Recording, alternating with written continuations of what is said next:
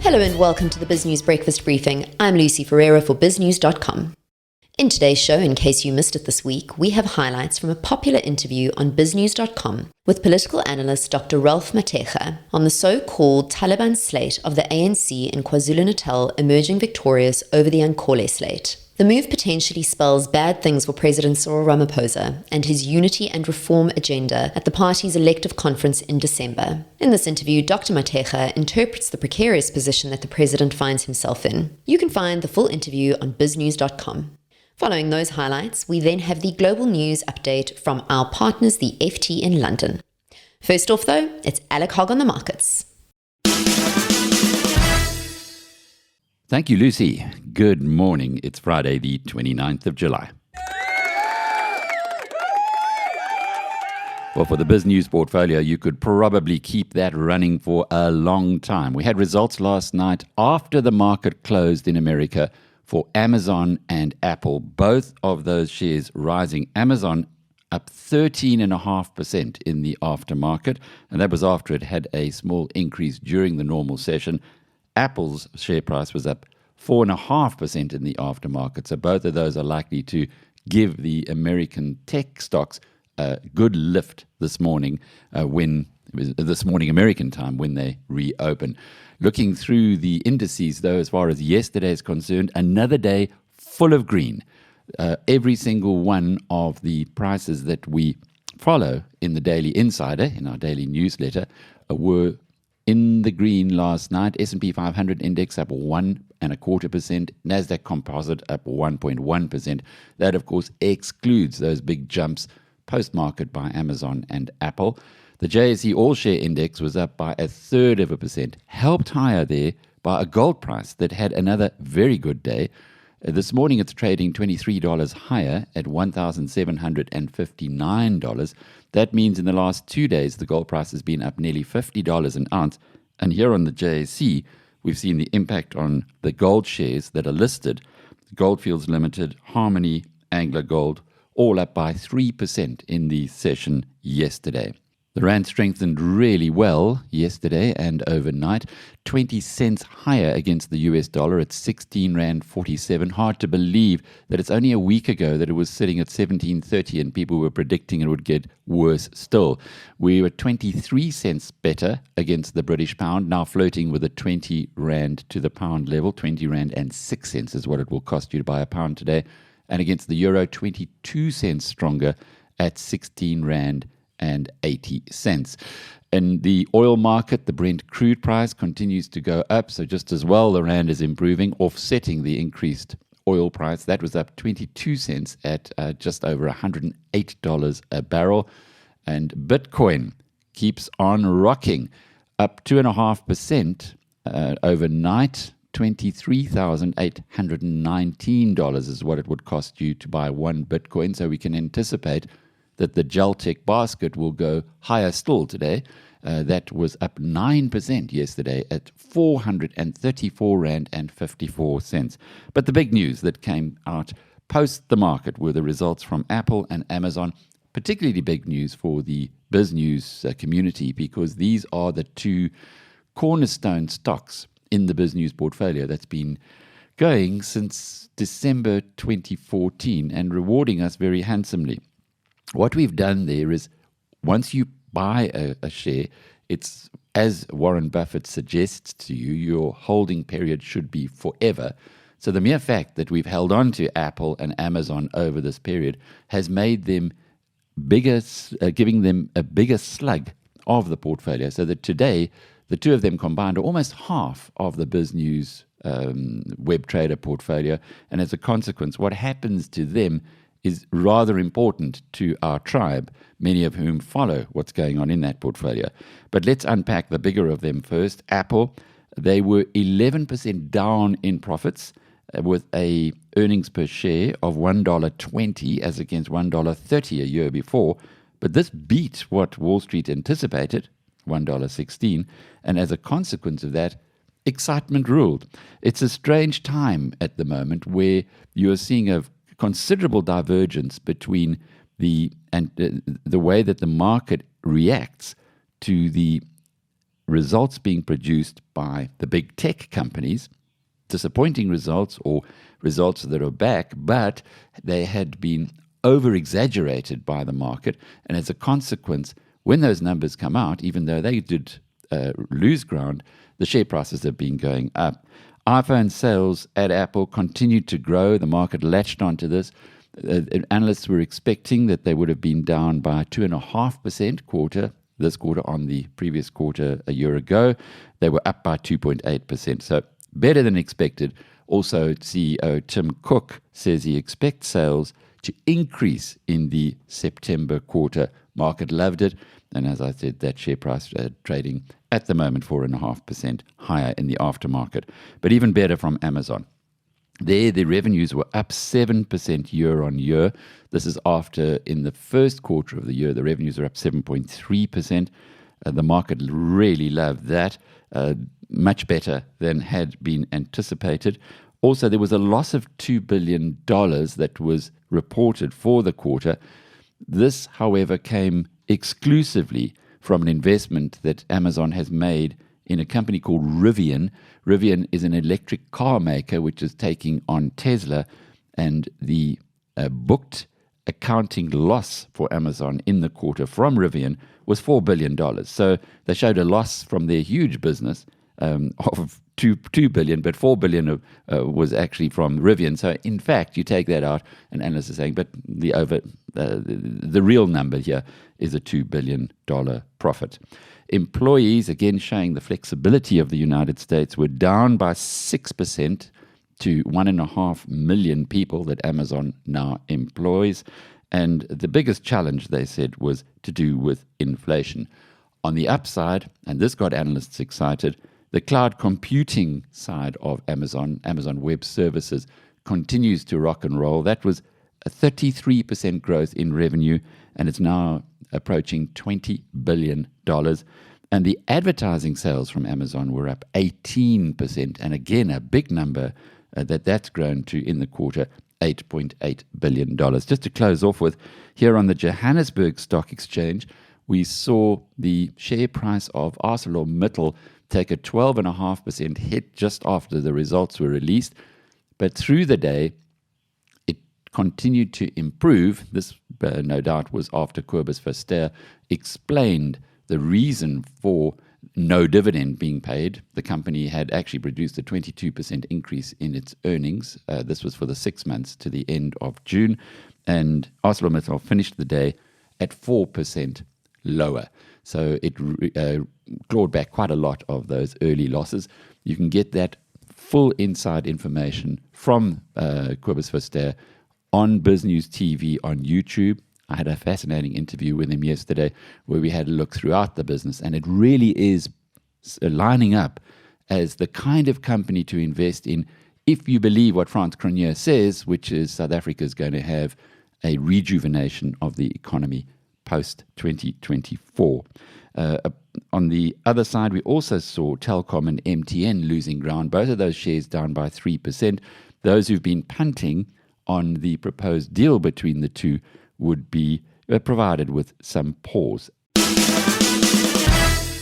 And now for Michael Apple's interview with political analyst Dr. Rolf Mateja. What message has been sent by the biggest voting bloc come December, the KZN ANC bloc? What message has been sent here to Cyril Ramaphosa and his reform agenda? Is it going nowhere slowly? They're being very aggressive. The message is very clear that actually it's no longer about President Ramaphosa. I think the party is forming beyond Ramaphosa. And the big message from this KZN provincial conference that has just taken place is that there is just no compromise. The party, the ANC, will most likely look very differently after President Ramaphosa. It looks quite dicey for him going into an elective conference on the back foot like this.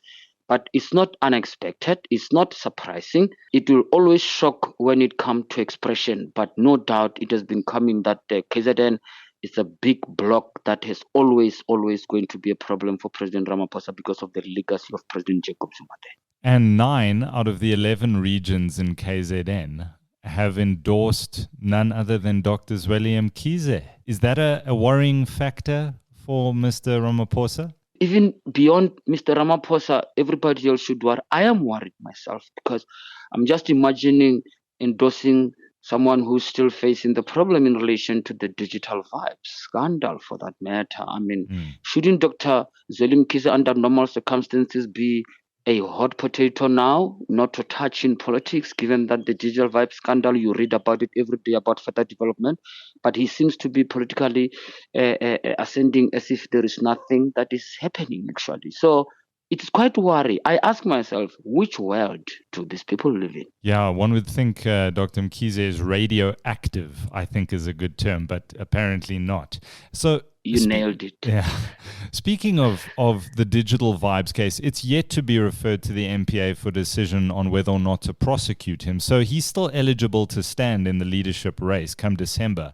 And the same goes for, obviously, President Ramaphosa. But with the Hawks looking into the Phala Phala investigation, if the step-aside rule is indeed being used to get rid of political detractors, as so many, including the KZN ANC, believe, it could actually backfire on Ramaphosa if he is charged. Is that correct? Indeed. I mean, the whole step-aside rule, when they thought about at the beginning, the thinking was that they are the usual suspect and the usually good guys. But it looks as if within the ANC, it's almost like all the same in relation to bad behavior. The only difference may be whether you are sitting with a polite or a rude member. But the question is to whether you are sitting with someone who is upstanding. That just might not be relevant anymore within the ANC. You know what you're getting. So I do think that it is becoming very clear that if they were to apply the step-aside rule fairly and openly without favor, everyone within the party, or at least half of the party, will be gone. So clearly it is becoming practical where things are. Now, looking at the actual conference, things that external parties will look at and go, this Wenzeni uZuma song, what did Zuma do? You may look at it and go, it's just a song. Does it represent a lot more than that? I think it has become also a symbol of ignorance on the other hand, because when you're asking Wenzeni Zuma, I ask you, where have you been yourself? Because I think people should retort that way, because the evidence is out there about the things, but that just shows how the fight within the ANC are beginning to infiltrate state institutions, because with a political victory such as that, it also means there will be a pushback against any attempt to prosecute Zuma on other issues that are outstanding, which a lot of people know he needs to answer on. So it actually throws a mixed message. And at some point, people have to decide whether they want to be in government or they just want to be a small pressure group. It should be an easy decision to make, because being in government should involve taking responsibility and supporting the institutions of governance, such as the prosecution, the judges, and so forth. You should not be seen infiltrating. But the questions that are being asked about Zuma, it shows that the people are going to be able to put the institutions such as the prosecution under pressure, political pressure not to pursue those cases. And it is unfortunate.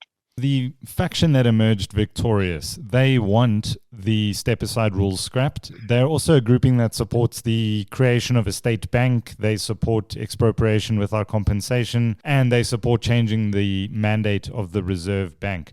Should this come as a surprise? Because these are ANC policies that they just want implemented. Those are ANC policies that they want implemented, but at some point they're going to have to explain to people why. You can't just show fascination with some ideas without explaining the relevance. I mean, you need to show that you live in a real society where you're being expected to step up to the problem.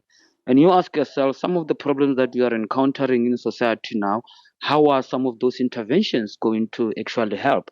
The problem is that there is something that is worrying for me, Michael. There seems to be an indulgence by the ANC. You look at the policy document, you ask yourself, are these meant to deal with the problem, or is it just an exercise in people just demonstrating they've thought about it? I don't know.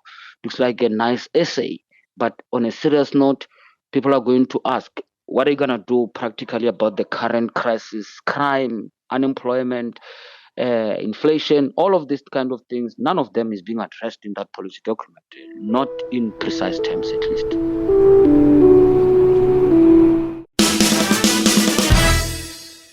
Good morning from the Financial Times. Today is Friday, July 29th, and this is your FT News Briefing.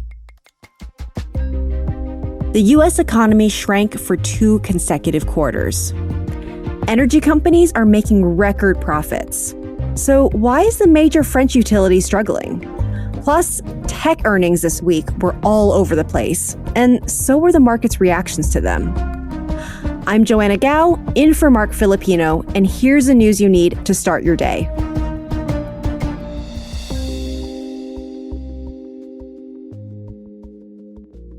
One commonly used definition of a recession is 2 consecutive quarters of shrinking GDP. That's exactly what happened in the US in the first half of the year, according to figures released yesterday. But the US says, don't call it a recession.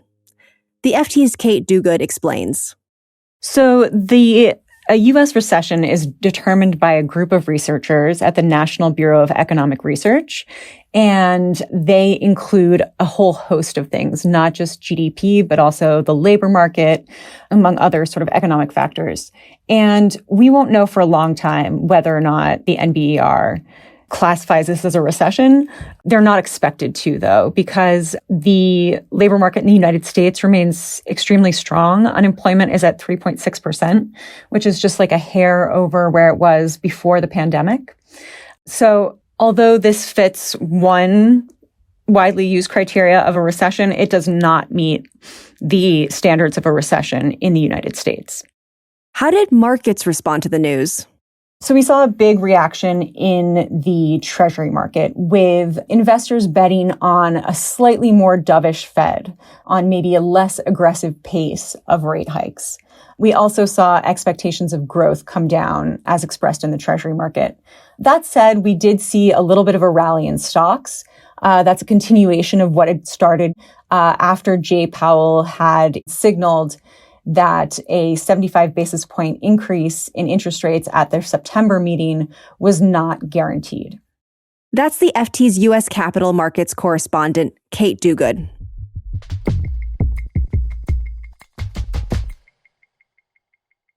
Major energy companies like Shell are raking in record profits right now. This is in part due to Russia's invasion of Ukraine, which has caused oil and gas prices to skyrocket.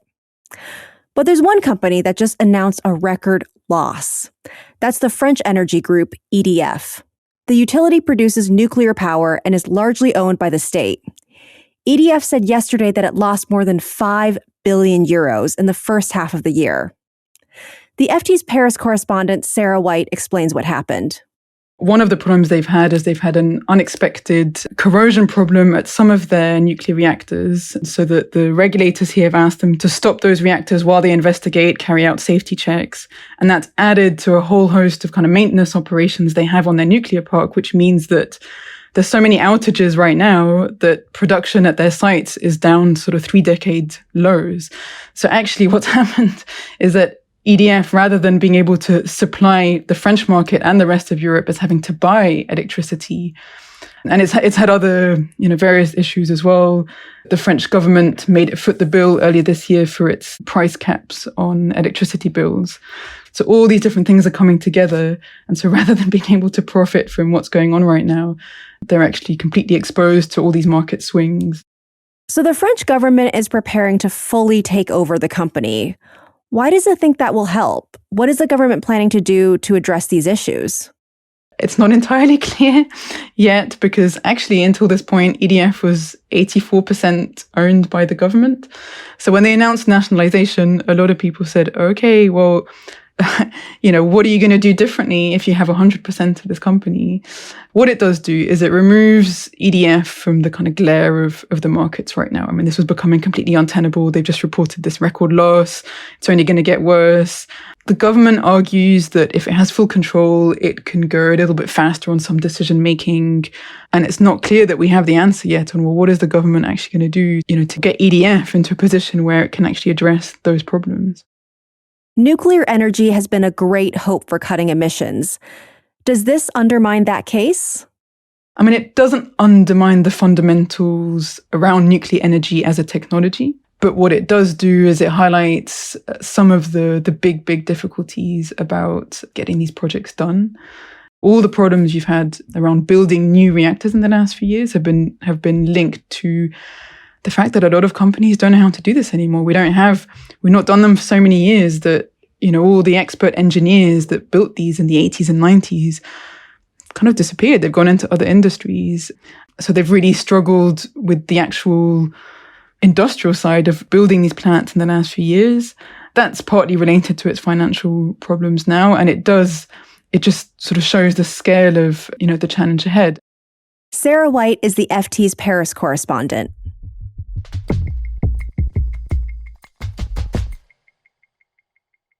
Big U.S. tech companies reported earnings this week. The results were mixed. Meta saw a decline in revenue for the first time. Google's parent company Alphabet reported that its revenue growth fell to its slowest pace in 2 years.